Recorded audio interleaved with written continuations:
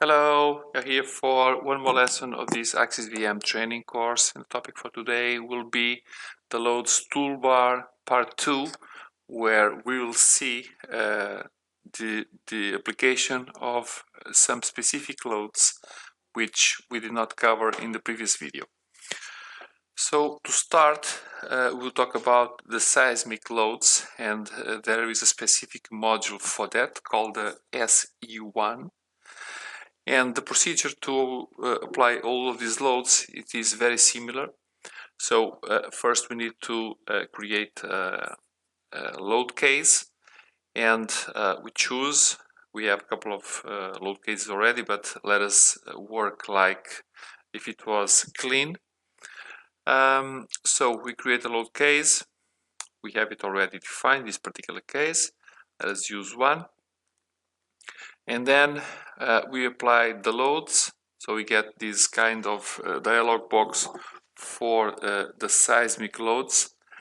And in this particular case, we have 4 tabs where we can define a couple of parameters. All of these parameters are described with a great detail in the theoretical course. And besides, we have a couple of videos where we show how to apply all of these things. Returning to these tabs, so the first one called horizontal response spectrum, where we can calculate equivalent static loads for each vibration mode shape, and we define a lot of parameters inside, which we can briefly explain. For example, like importance factor, displacement behavior factor, spectrum analysis editor, soil class in this area. So a lot of things that we can define around here. We jump to the second tab where we define now not the horizontal but the vertical response spectrum. So it's similar what we have defined here. Third one called the torsional effects, and in here the user can decide if these torsional effects are taken into account or not. So a couple of parameters, because we can enter with the stories and all the definition around those stories.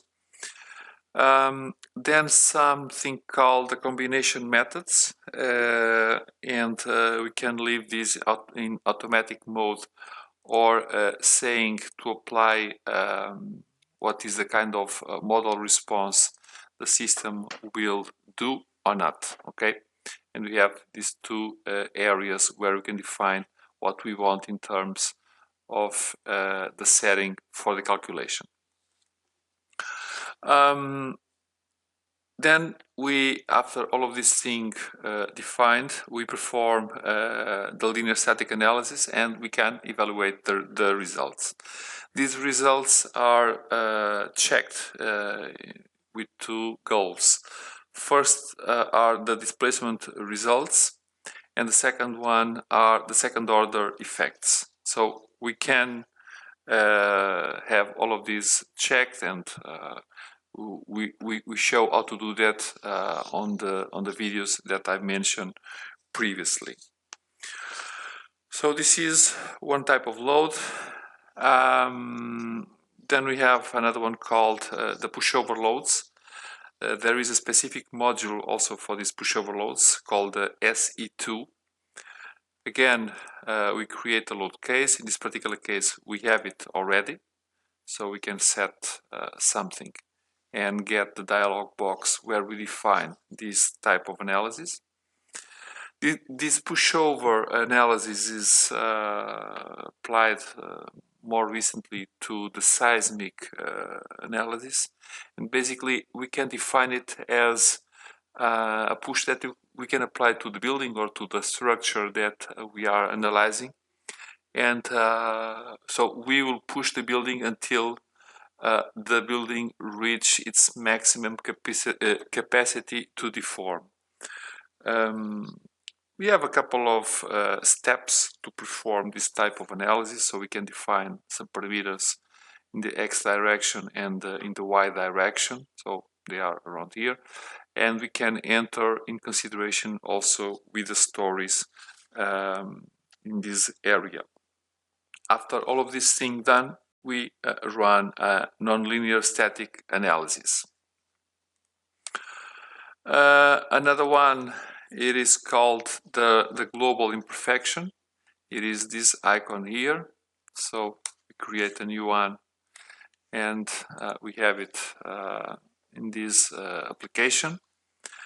This dialog box, a couple of not very complex parameters, something called first the sway direction, where we can define according to these options, or simply choose a custom one and define an angle.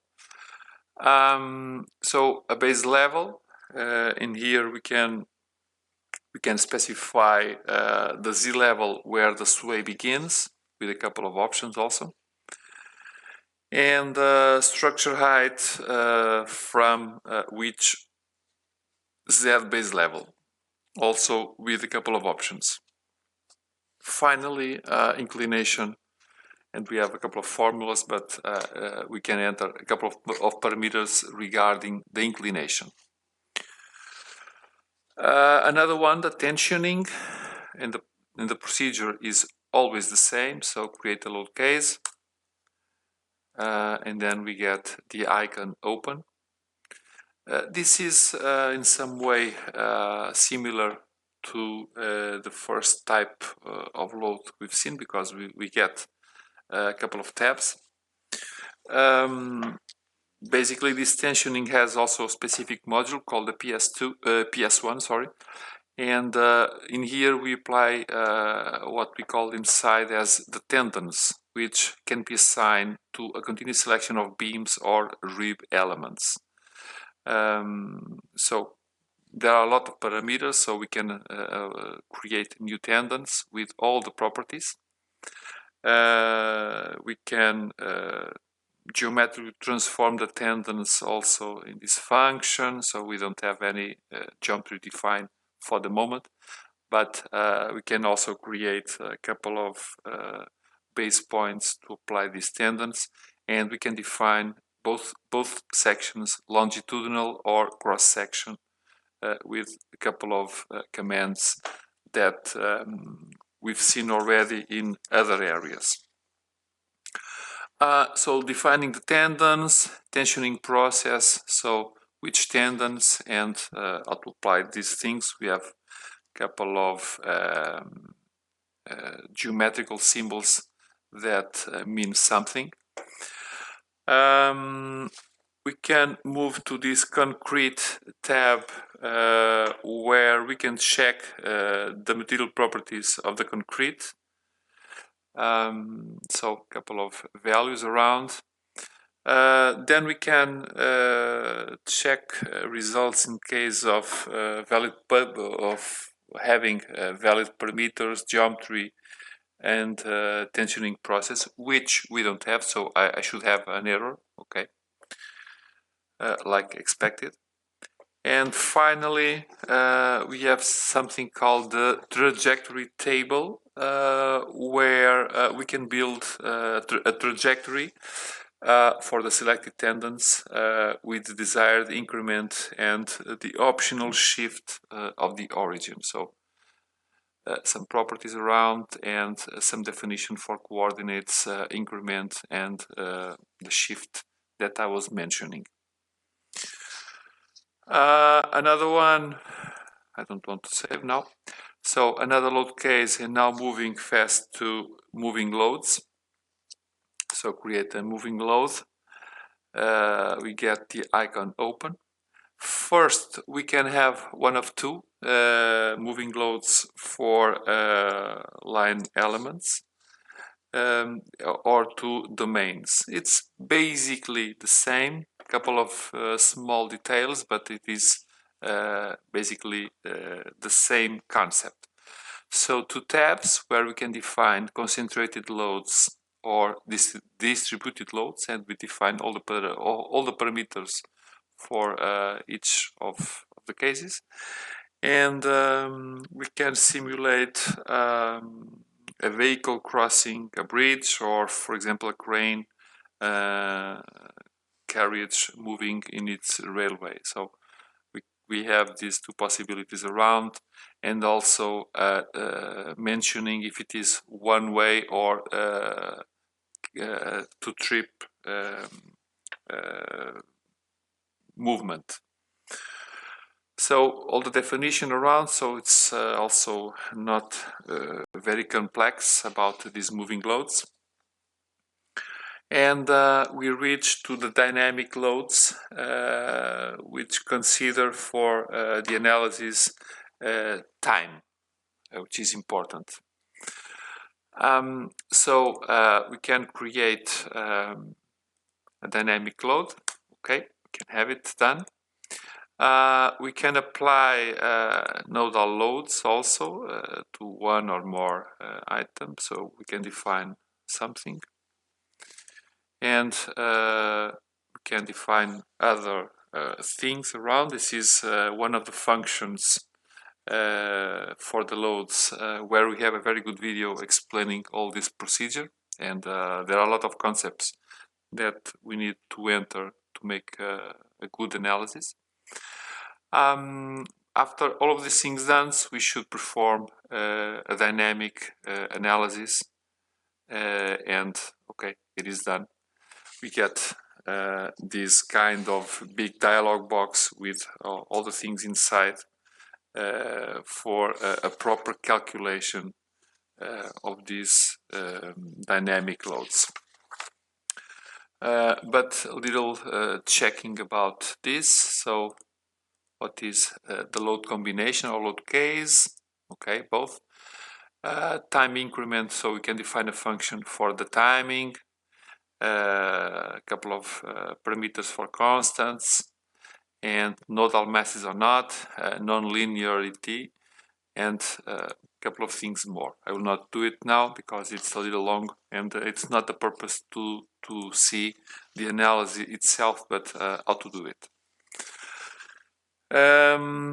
Almost reaching the end for a new type of load, something that we call a fire effect on steel elements, this symbol here. This has also a very specific module called SD8, and this is very specific also because it is important to notice that to define this effect on elements, we need, or we can apply it, at least for the moment, only to steel beams, ribs, or truss elements. So I don't have any of these. I will create an element to be able to make the calculation. So I will choose a different material. As you can see, I will choose this one, which is steel. So it doesn't matter, I will apply it around here. And now I can have fire load, and I have it available. If I choose all, only one will be chosen, like I was expecting to be. And I get this big dialog box also where I can define a lot of things. Among those, fire curves that we can choose from different types. So we have these options. Each one of them has a meaning. Again, you can check what it is and the purpose for each one in our theoretical course. Temperature distribution over the system. Steel temperature, okay, we can give it or calculate it. And exposition, fire protection, so a couple of parameters that we can have in consideration to make the calculation with this type of load. I did not show you, but maybe we can go back a little because there is one area. I'm not sure if we can. No, I don't have it available here. Okay, I think it is not pretty important. Finally, we can move on to the last one called the Nodal Mass. So it is this one. Let me try to get one. Basically, it is this icon which is grayed out now. And for vibration analysis, the masses are concentrated at nodes that you can take into account by their global components. I don't have it probably for these dynamic things, so let me try to create it if it is possible. If not, okay, I have it now.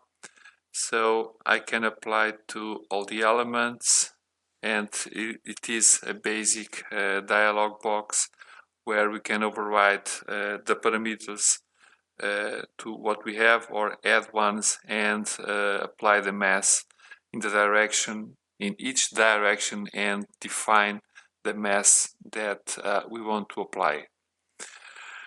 And these were the items I had to comment in this video regarding how to apply these different kinds of loads. And again, to repeat that information because I think it is important, we have, if I remember well, 2 very nice videos about this topic of this kind of loads, and we'll try to publish a couple of more about these topics with different kind of examples, because there are also new modules with the new X5 version where we can show you also different cases and how to apply these different possibilities that we talk in this video. Any help, any support, you know already how to reach us, so send us your comments.